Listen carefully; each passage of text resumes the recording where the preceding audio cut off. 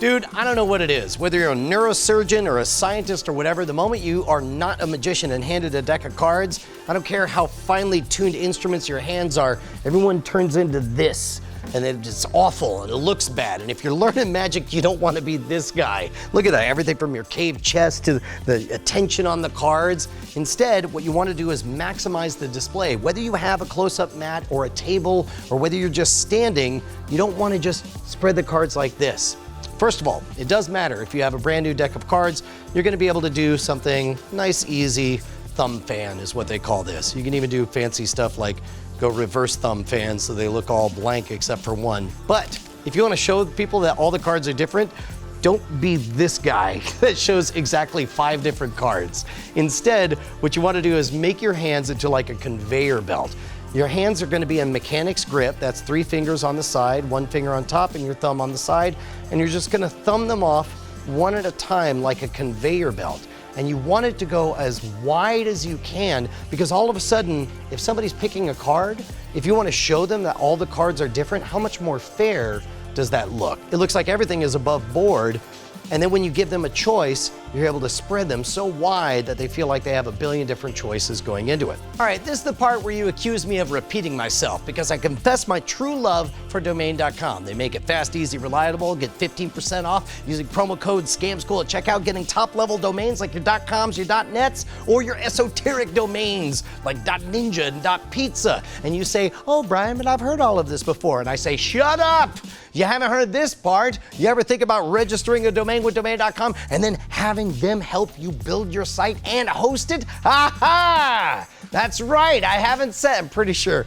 Wait, have I said that? I might have said that, but even if I did, I didn't mean it until now. Do yourself a favor, head on over to domain.com, make your mark on the internet, right in its dumb, stupid interface.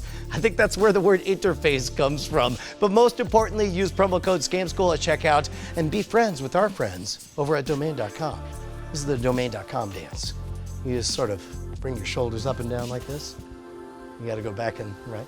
There is value in appearing to have mastery over a deck of cards if you want to establish yourself as an authority. Now, whether you have a good brand new deck of cards or an old crappy bridge-sized cards that have been used for 20 years, there's one fan that always works. It's called the pressure fan. It takes a little bit of a knack, but we can get this down. First of all, here's how it should look.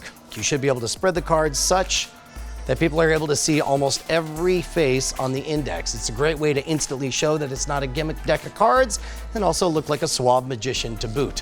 When somebody picks a card, you just do the same thing face down and it goes like this. First of all, you want to start off with everything squared. If there's a bit of a bow to the cards, you can undo it by riffling them and actually shuffling them a few times. But you begin with a brick. First move you're going to do is with your left hand, you're going to make a Pac-Man. You're going to set it between the thumb on the left side and your fingers on the right.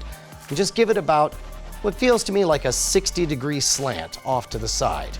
Now your right hand is going to be doing an awful lot of the work. It's going to come in with your thumb and your 2 front fingers. Your thumb comes in on the corner of that 60-degree bevel. Your middle finger will go on the top part and your index right next to it. Now, when I grab it, you can see my index finger is just maybe 5-6 millimeters in, and my middle finger is right over the bevel. With your right hand, you're going to clamp down, and the reason it's called a pressure fan is because you're going to release the pressure from these 2 fingers as though you're shooting the cards forward. In fact, to practice this beforehand, bevel the cards like this and just practice shooting them forward a few times. You'll know you've got it right when everything is able to go out nice and smooth in one continuous flow. So that sense with your right index and middle finger, you're going to be able to replicate that, only instead of launching them forward, you're going to keep everything pinched with your thumb as you rotate. So all done at once, you're simply wiping your hand around while pinching everything down with your thumb and releasing the cards all at once. If you want to get a bigger fan, you just sweep in a larger motion, whether you're showing off that it's a totally fair deck, or if you're giving somebody a nice wide spread to pick whatever card they want. Whether it's a good deck or a bad deck, pressure fan will always make you look slick as can be. So as you practice, occasionally a card's gonna get bent that's gonna feel like it's screwed everything up. And in fact, you'll be able to see that it makes everything uneven. If you wanna even that out, just give the cards a few shuffles. Don't be afraid to riffle them both upwards and downwards, and soon you'll be back to a perfectly even deck.